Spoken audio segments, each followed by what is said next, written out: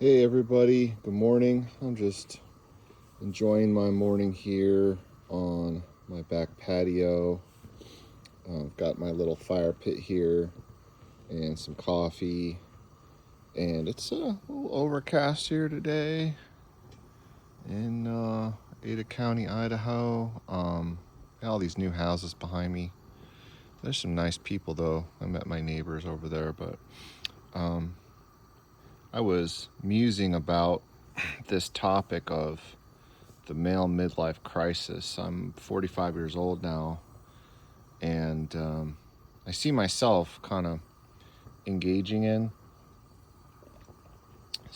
those behaviors that are so often associated with that midlife crisis, which, by the way, is only used as a pejorative, as a form of condemnation, disdain, or insult. It's never something that I've never heard a guy say, I think I'm going through a midlife crisis. It's always some woman pointing her finger at a guy and saying, a middle-aged man, and going, you're going through a midlife crisis, midlife crisis, midlife crisis. It's a mocking, pejorative term used as a put down, used as an insult for male behavior. And so when I see myself doing these things, I can't help but want to speak out about it. It's going to be the topic of my next book, actually, because what are the things when you observe a guy doing these things? Well, doing things that he enjoys, right? So he starts riding motorcycles, guilty. Okay, I've talked your ear off about that. Some yes, some no, but getting tattoos, okay, guilty. Started expressing an interest in tattoos. Dating a younger woman, okay, guilty. Maybe investing in his own self-care, his appearance. Who knows? A guy gets a hair transplant or starts losing weight, focusing on going to the gym, getting into, maybe improving his appearance a little bit, getting a sports car, right? That's a thing. So you see that, guy must be going through a midlife crisis. Well, that is not the experience. That, again, is a label. That's an insult being flung at him. And I think I know what this is, speaking from personal experience, is it's a guy recapturing the things that he enjoys. After living your adulthood in this world that only values the feminine perspective on things, like this is, I'm going to quote Rollo Tomassi. He says the feminine primary social order. That means that the moral order of the day is determined by the female perspective, how women see things. I'm going to turn this down a little bit. It's a great little fireplace, though. So what does Rollo Tomassi say? He said, well, the things that attract a woman to a man, typically at first, are the alpha characteristics: independence, his physical appearance, his brash behavior, his risk-taking. Those are masculine traits. And then either he came into the relationship as a beta or became one, but a beta is a servant to other people, period. Beta is self-sacrificial. It's provide, go to work, shut up, go suffer at this job for, 20 years, 30 years, however, for family, and you're a worker bee.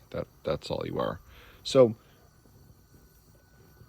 speaking from personal experience, the midlife crisis the label is an attack when women see men reverting to alpha behaviors, because it is reinvigorating to his male sense of self, his sense of fulfillment, his youthful masculine energy.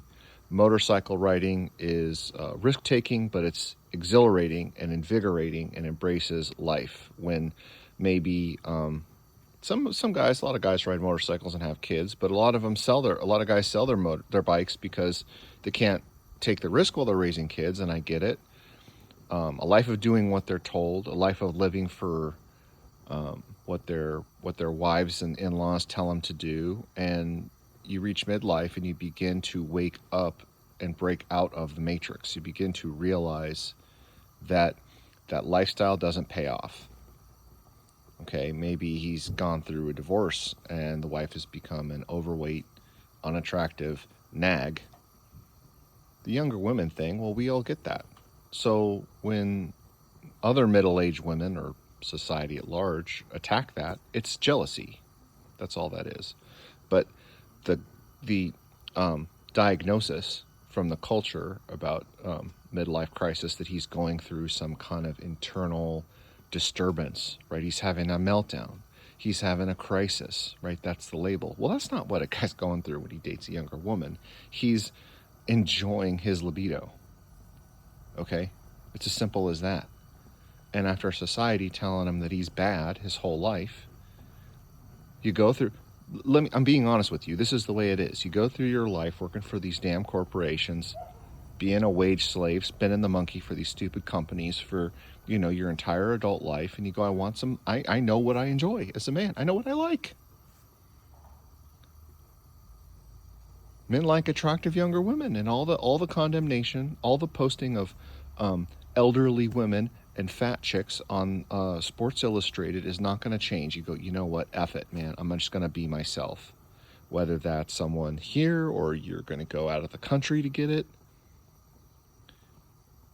So there's I believe, a courageous revolt in the behaviors that the feminazis label as midlife crisis. It's a middle finger to, in this case, I don't know what you call it, the man, the woman, I don't know. But I know what I like.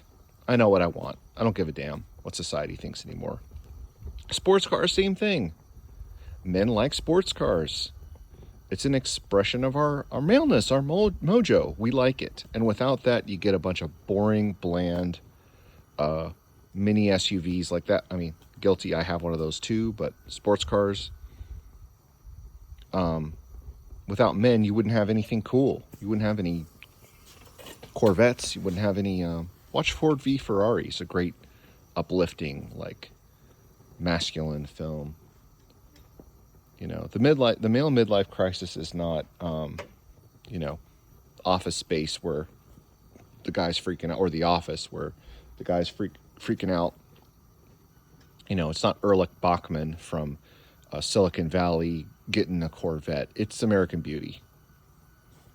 It's like Kevin Spacey in American Beauty doesn't give a fuck anymore. The job is dead end. He just does some menial thing just to have fun, And yeah, the girl in there was too young, but that's the point of the film was, right, that he starts taking care of himself. He starts working out. He tries to make love to his wife and enjoy some libido. And his wife is, oh, but it's imported silk. It's a couch. You're going to spill beer on it. It's like, enough of that shit. I want to live. Okay, tattoos. Again, the diagnosis. Always a put down. He's trying to recapture his youth. No, I liked it. From when I saw this look of these tattoos that went to the hand, I loved the look. And I was working, okay, and got sent home from COVID, and I saw that, and I was like, I like that, and I'm pushing 40. When am I going to get a chance to do it if I'm worried about what people at work are going to think, what that person's going to think, that person's going to think, live my whole adult life that way, and now I'm pushing 40, so if not now, when? When am I going to be able to do with myself, my own body, what I want to do, what I enjoy? This is the shit you hear all day from women on Instagram, right? All day. Independence bragging. Oh, especially in middle age. What do you hear? I'm just as attractive as I was in my 20s, right? From 45-year-old women and stuff. Oh, look, I traveled by myself. Beauty stuff. Well, let's talk about that. The hair transplants. I mean, could it occur to you that men might want to take care of their appearance as well? Or we see our appearance start to deteriorate and we don't like it because it's a matter of self-esteem and personal pride. But that tells you a lot about how men are seen today, right? You're not supposed to give a damn about yourself. You're supposed to be a slave. That's the morality. That's the feminine primary social order, to quote Tomasi again. A good man is what? Self-sacrificial. Doesn't give a damn about how he looks. Doesn't give a damn about, doesn't take care of himself. Lays his life down for his wife and kids, no matter how overweight or unattractive she becomes. He's supposed to support her forever. She doesn't have an obligation to stay attractive. You know, it's all just her. And yeah, you take care of your family, but so many of these relationships, it's like the guy just doesn't matter, right? So that's the label, right? He's the midlife crisis insult. That's what it's meant to be. It's an insult to say you're crazy, you're deranged, you're trying to be 20 again. You're freaking out. You're doing things to make yourself look younger. You're in denial. But it's not. It's not. It's an embracing of life after a period of having sacrificed and given up everything that you are. You know that what you like. You used to have the Mustang, Camaro, Corvette. You gave it up for a minivan. Okay, that's my duty. Whatever, fine. Not knocking that. You go, I would like to have a Corvette again. It's not about going back. It's about capturing who you are. Something that's been lost. Something that makes the man feel good. Uh-oh. Who would think a middle-aged man doing things that he enjoys would be so insulting to the prevailing social order? You know, if you're on a slave plantation and the slaves break free and start enjoying themselves, who is that a crisis to? Oh, the slave owners. To the slave owners, it's a crisis. This is a crisis. We got a crisis on our hands. We got a male midlife crisis. Male midlife crisis is the guy saying, screw it. I want to recapture the feelings that I had that made me feel good. The younger, attractive woman. Sports cars. Not to try to be 20 again, but because I like it. I liked that, and I have been without that for decades. I want to feel good about how I look again, how I feel again. Right? So it's a good thing. Embrace it.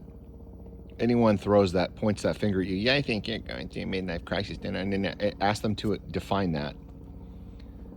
Is that a derogatory term for a middle-aged man who is enjoying himself? Is that what that is? Wishing you guys well. Like and subscribe. Have a great day.